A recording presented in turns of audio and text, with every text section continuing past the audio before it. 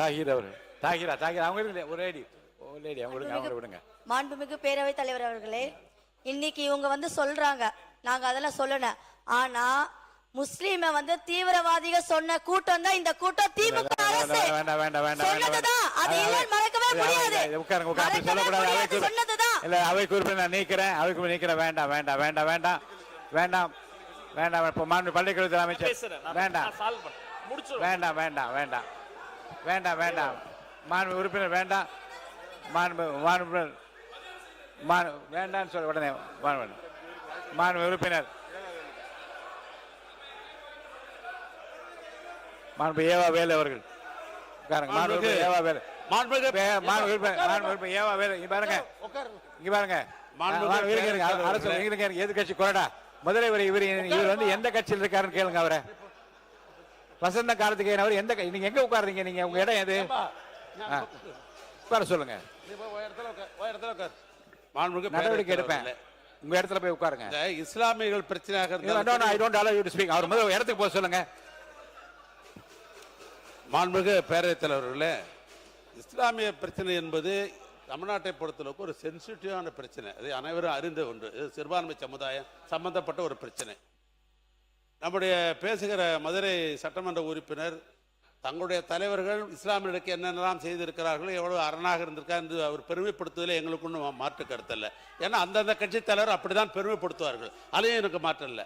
ஆனால் போகிற போக்கில் அனைத்தும் முஸ்லிம்களுக்கு பாதுகாப்பாக இருந்து அவர்கள் சொன்ன வேண்டுகோளை எல்லாம் செய்த ஒரு இயக்கம் திராவிட முன்னேற்ற கழகம். அதோட மாற்று கருத்தில் அதுக்கு விட்னஸே அந்த இஸ்லாமிய தலைவர்கள் இங்கே சொல்லிட்டாங்க.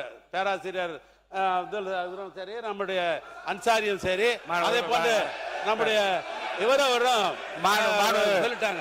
உட்காருங்க உட்காருங்க. அப்படி இருக்கிற உட்காருங்க நீங்க உட்காருங்க. இடத்துக்கு போங்க.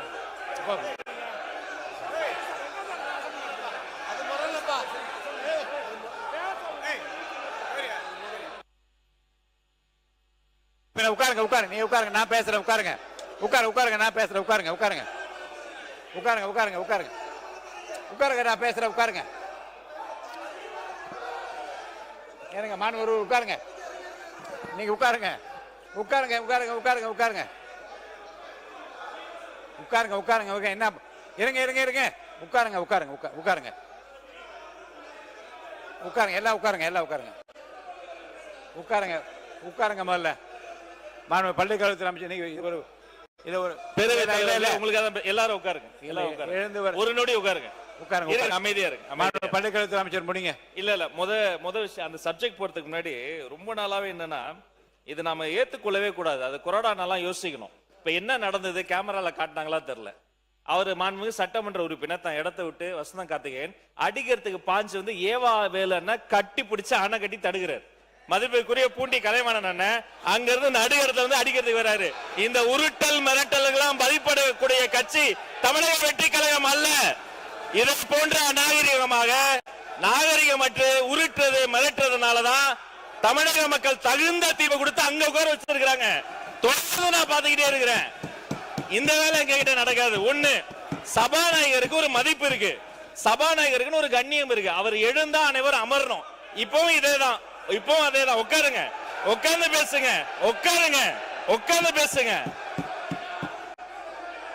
அவர் சபாநாயகர் ஒரு கண்ணியமிக்க பதவி, கொரோனா ஒரு முக்கியமான பதவி. இப்பவும் பாருங்க எழுந்து நின்று உரிமையில பேசுவது இதெல்லாம் நாகரிகம் கிடையாது.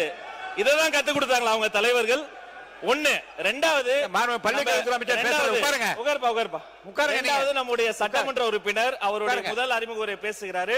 இன்னும் கவனமா உறுப்பினர்கள் பேசும்போது தங்களுடைய கருத்துக்களுக்கு ஆதாரத்தோடு பேசணும். ஆதாரம் கேட்கலாம். ஐந்து முறை அவர் அறிமுக உரையை குறுக்கீடு செஞ்சு 5 முறை பேசிட்டாங்க. அவர் பேசிய கருத்துக்களுக்கு இப்ப நான் பேசுனத இப்பெல்லாம் நாகரிகமா பேசாதீங்க. உட்காருங்க உட்காருங்க உட்காருங்க. அவர் பேசின கருத்துக்களுக்கு ஆதாரம் இருக்கான்னு கேட்கலாம். ஆதாரம் இருந்தா அவர் சபாநாயகர் கிட்ட கொடுக்கலாம். அதை விட்டுட்டு அதாங்க அவர் பேசின கருத்துக்கு சபாநாயகர் ஆதாரம் கேட்டு அவர் கொடுக்கட்டும். அவரை பேச அனுமதிங்க. உட்காருங்க. எனவே மாண்புமிகு சபாநாயகர் மூலமா நான் தெரிவித்துக் கொள்வது என்னன்னா, பேசுங்க. தயவு செய்து அரசியல் கட்சியில் இருக்கக்கூடிய அனைத்து கட்சி உறுப்பினர்கள் சபை மாண்பை முதல்ல காப்பாற்றணும். ஒரு மூத்த உறுப்பினர் ஏன்சாலே எல்லாரும் உட்கார்ந்துடும். அவர் கொரோனா ஏன்ஸ் நிக்கிறாரு, பின்னாடி இருந்து கத்துறீங்க. சபாநாயகர் ஏன்ஸ் நிக்கிறாரு, நடு கூடத்துக்கு வந்துட்டு வராரு, இன்னொருத்தர் தடுக்கிறார். இதெல்லாம் முறை இல்ல, மரபு இல்ல. முதல் முறை உறுப்பினர் பேசினா அவர் கருத்துக்கு அவர் பொறுப்பேற்றுக்குவாரு. அதுக்கு ஆதாரம் இல்லைன்னா அவை குறிப்பில் நீக்கலாம், அதுக்கு என்னவோ பேசலாம். 5 முறை குறுக்கீடு செஞ்சுட்டு அவர் ஆதாரம் வச்சிருக்காரா இல்லையா, அது உண்மையா இல்லையாங்கிறத அவர் பேச அனுமதிங்க. அப்புறம் பொறுமையா கருத்தால் எதிர்கொள்ளுங்க. மாண்புமிகு நீங்க மட்டும் இருங்க, உட்காருங்க உட்காருங்க உட்காருங்க.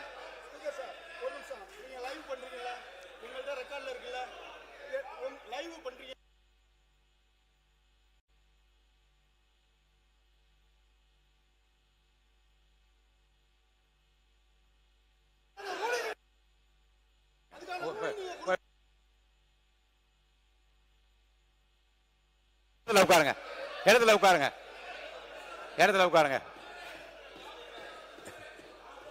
இடத்துல உட்காருங்க. மாண்புமிகு அவை உட்காருங்க.